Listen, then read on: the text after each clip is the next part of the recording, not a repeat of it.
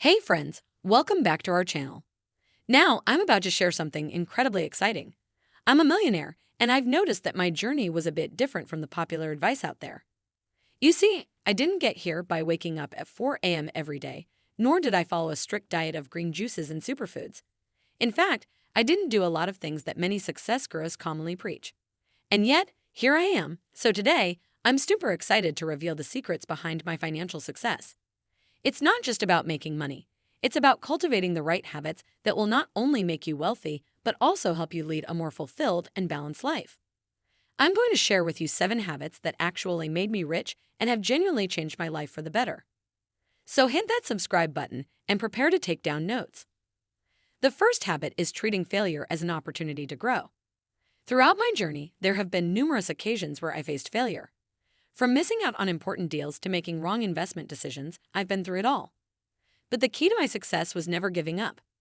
Instead of dwelling on the negative aspects of failure, I'd always focused on what I could learn from the experience. For example, I remember a time when I invested a significant amount of my savings into a business venture that unfortunately didn't work out. It was a tough pill to swallow, but instead of wallowing in self-pity, I analyzed what went wrong. I asked myself critical questions like, what could I have done differently? What can I learn from this experience to make better decisions in the future? This kind of self-reflection is crucial because it helps you grow and improve. I took the lessons I learned from that failed venture and applied them to my future endeavors. And guess what? It made a huge difference. I became more cautious, more informed, and ultimately more successful. I realized that every failure is an opportunity to learn something new, something that can help you become better and more successful in the future. Another important aspect of treating failure as an opportunity to grow is adopting a growth mindset. A growth mindset is the belief that our abilities and intelligence can be developed with time, effort, and dedication.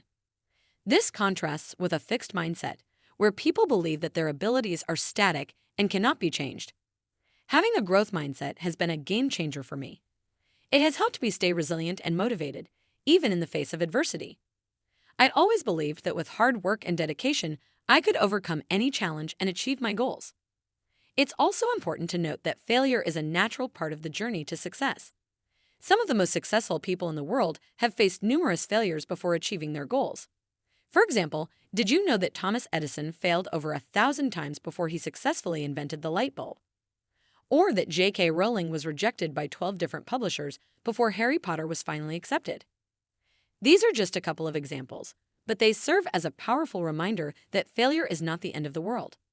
In fact, it's often just the beginning.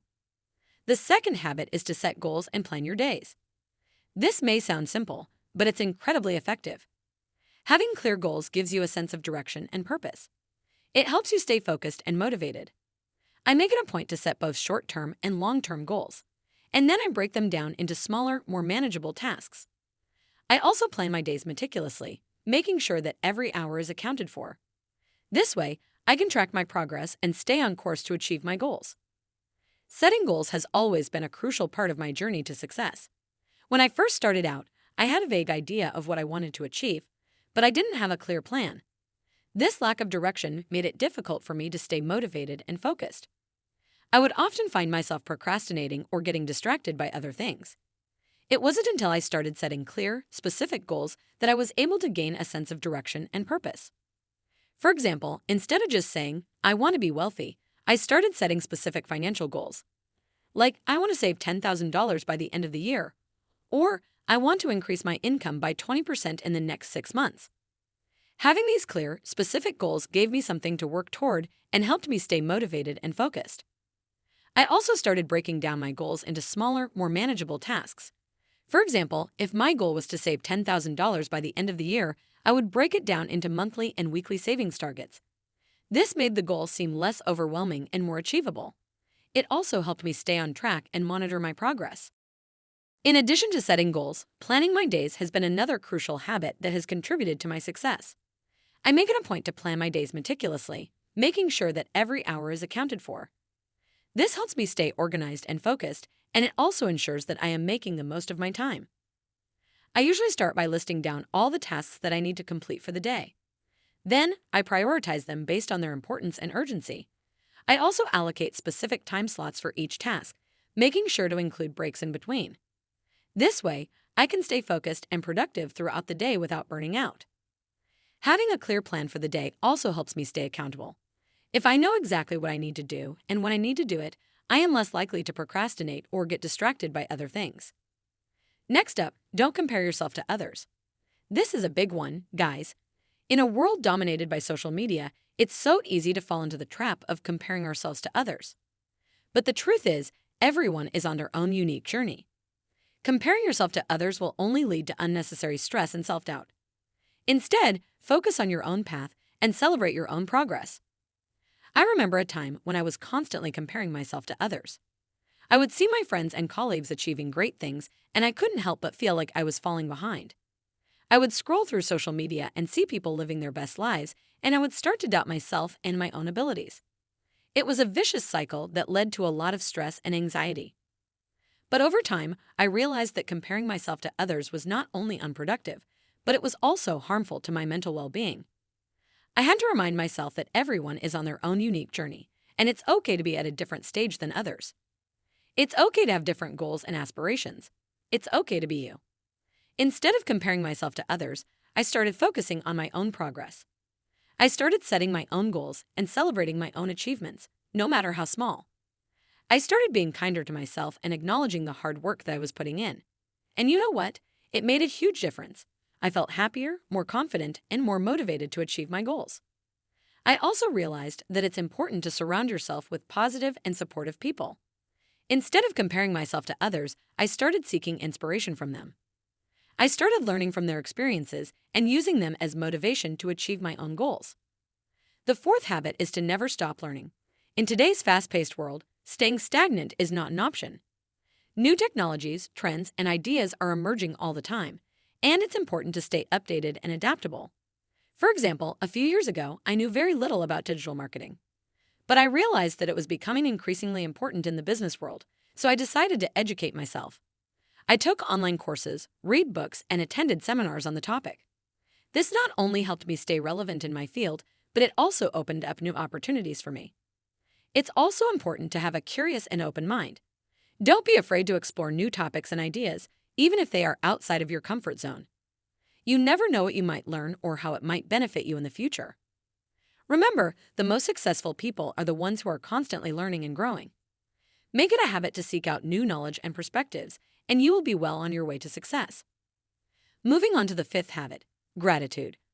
Practicing gratitude has been a game changer for me. It has helped me stay positive and grounded, even in the most challenging times.